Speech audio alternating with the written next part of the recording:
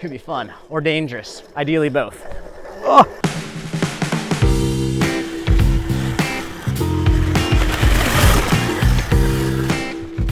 I absolutely love all things two wheels, motorcycles, bicycles, and all kinds of combinations of the two. One of my favorite things about these little electric pit bikes is that they're a very unique combination of motorcycle in terms of size and power, but then also a bicycle because they're not indeed full-size motos. In this video, I'm going to show you my favorite mini moto, as well as vlog through the various upgrades I've done to turn it into an absolutely shred-worthy backyard little beast. Let's dive right into it.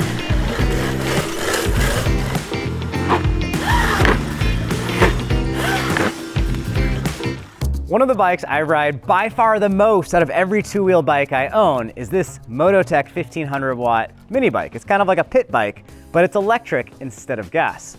I feel like all of Japan has to get on board with making these things pretty soon because it is incredible and has changed my life for the better. Now, before we dive into the review of this, I want to show you the rest of my collection of mini bikes. I've kind of gotten into this in the last little bit because mini biking is awesome.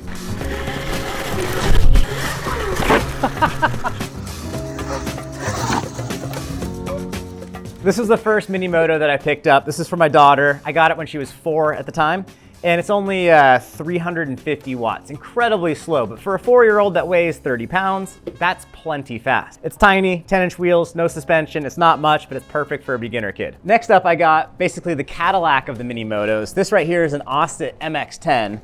This is enough bike to ride on an actual motocross track. It's a 20 amp hour battery with the same 1500 watt motor, super adjustable, decent suspension front and rear, really nice wheels.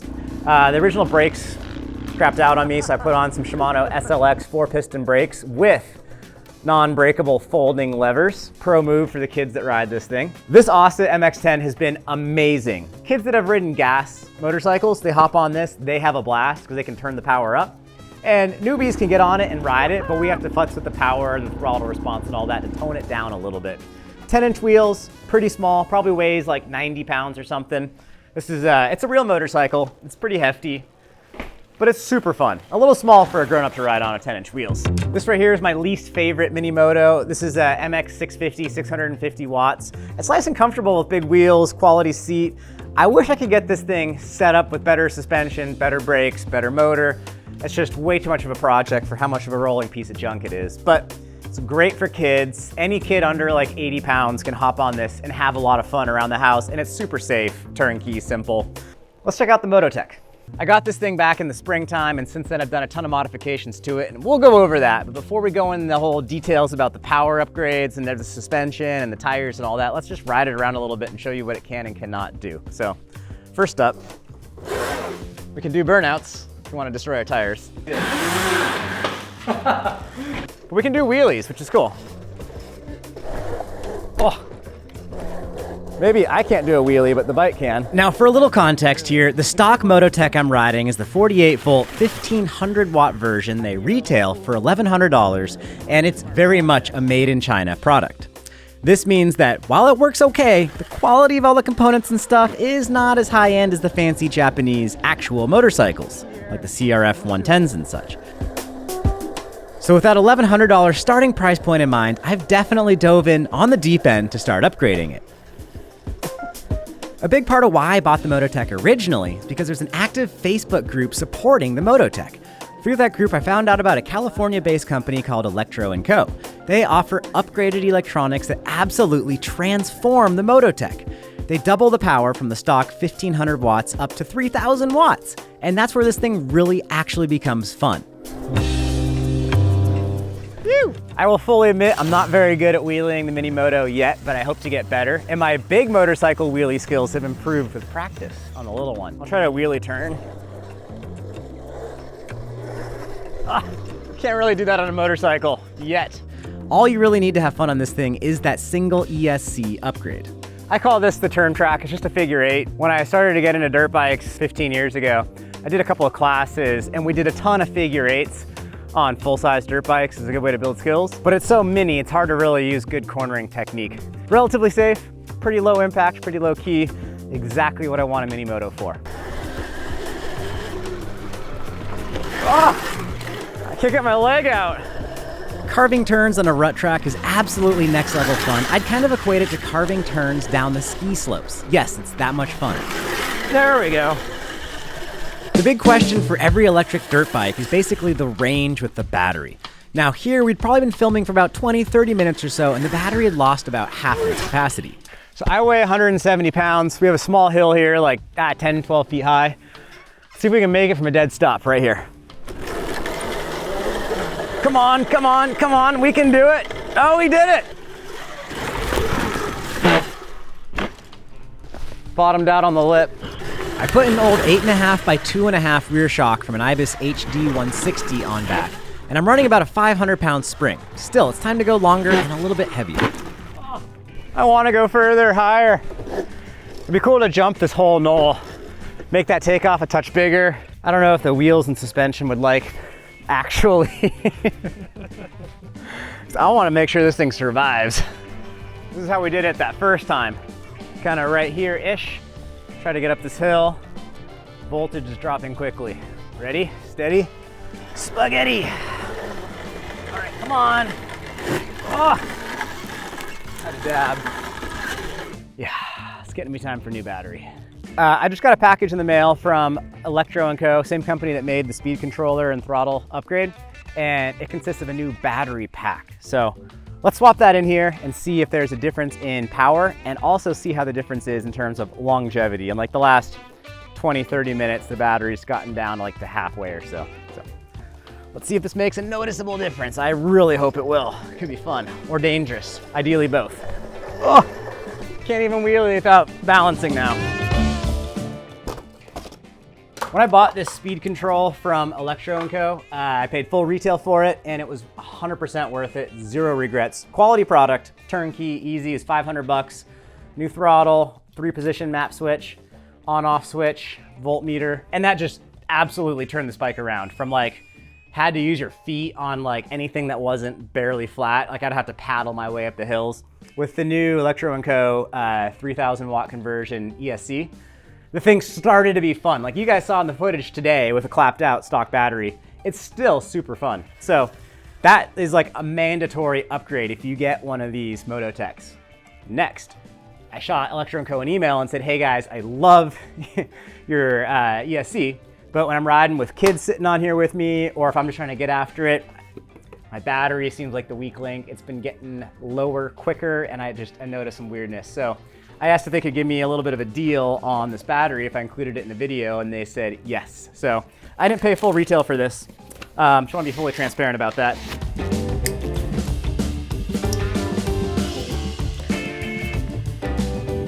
All right, max discharge current, 40 amps. So this is designed for 40 amp discharge. I think the Electro Co. speed controller is like 120 amp discharge. So it's asking a lot of that battery. We're 72 volt now. So we're going from a 48 volt system up to 72, big jump. And then peak amperage rating, 100 amps. So this thing's a lot more energy dense. Cool. And then one of these is hanging on by a thread. So we'll try to reuse it. Oh, no. Oh, it doesn't fit. XT90, XT60. And right here, I put in the order for the proper adapter. Big thanks to Electro & Co. for sending that adapter from the new battery to the new controller. Last thing we need to get this thing rideable. Side panels need on, and then we need a test ride. We got the new battery here. It's white, so I charged it the other day. A few days later, the voltage is 82 volts.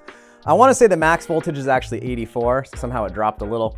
And it's also a 20 amp hour battery. The old one was 13 amp hour, so we have more power and more available capacity. So this is a win-win. So let's throw our side panels on here and try this out. Oh, it's gonna fit. All right, are you guys ready to see me loop out with the new power? I hope I don't loop out with the new power. Try. So we'll put it in the, oh God. We'll put it in the low power setting to start with. I am very concerned about my chain and sprocket situation. This is a pinner, terrible little chain, and the sprocket's a touch wobbly. All right, this is gonna be sweet. Okay, so that doesn't feel that different. Let's try it outside. First impressions. So the mellow map can't So it can kind of wheelie. Basically, in the mellow map with the new battery, it feels like the old battery on the highest map after you've been riding for 20 minutes. Let's try the middle setting. This isn't quite full power. I think this is top speed setting. Oh yeah. Whew.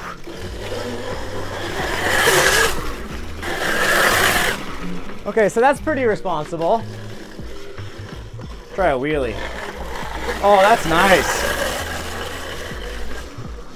All right, I've been waiting for this for weeks. If you guys are ready for the full power setting, first thing we gotta do is scroll down a little, the red box where it says subscribe. We gotta push that button right there. Now that we've all scrolled down and hit the subscribe button, we're gonna try the highest power setting. Hope you guys are as excited as I am. This is gonna be cool.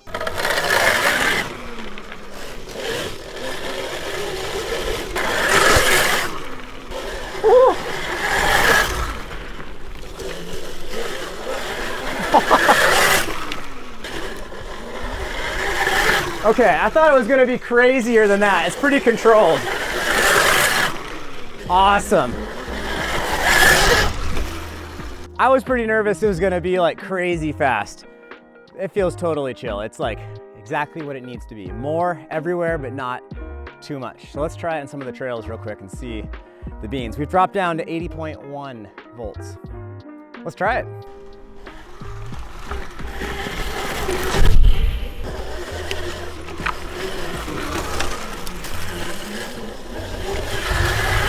Oh, the corner's better with the extra power. All we need now is the bigger seat. Oh man.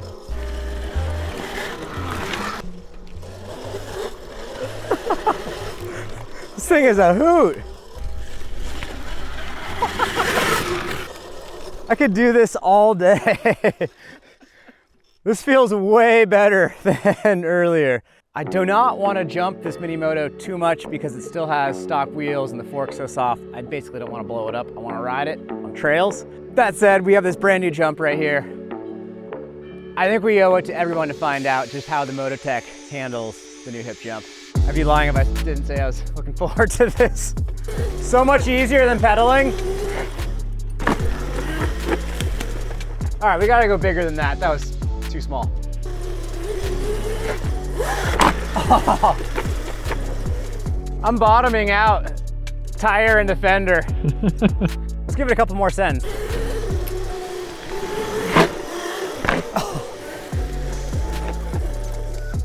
So I'm bottoming the fork out. Fork is just like whunk, bottoming on that rock. I gotta send it bigger. I gotta not case it. Let's go bigger. I think you could go from here to about here. Yeah, I can I just don't want to land on that tree. Like I'm worried that I'll go way too far because I'm not good at judging distances on motorcycles. More of a bicyclist myself. Well, that was a little bit bigger. Yeah, that was about right where I pointed to. Okay, maybe we'll do a couple more. It'd be kind of cool to try to whip it a little bit. For sure. This thing's sketchy. I mean, it's sweet, but it's sketchy.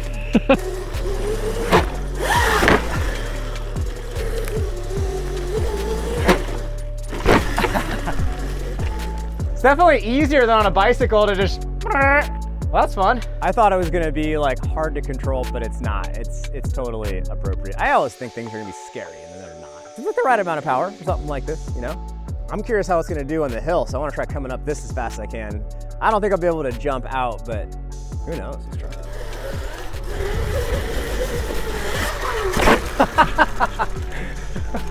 Taking a little bit of a jump there. Yeah. That's sweet. Hit that one more time for me. Oh. Chain sprockets. Ah, time to figure this out. Oh, I was having so much fun there. It'll be fine. I've had this happen so many times, it's not a big deal. When this happens, when kids are on it, they get so bummed. It's broken! No!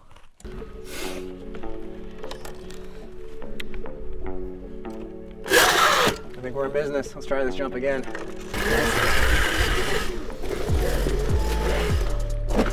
Woo! All right, I'm asking for a lot out of this little thing.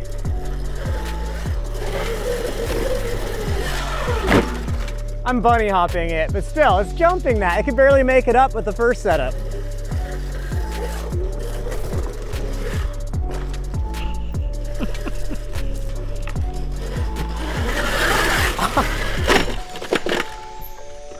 Again.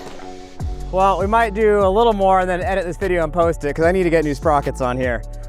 Desperately. Oh, the chain broke. Well, that's frustrating. So much for riding this with my daughter after school today.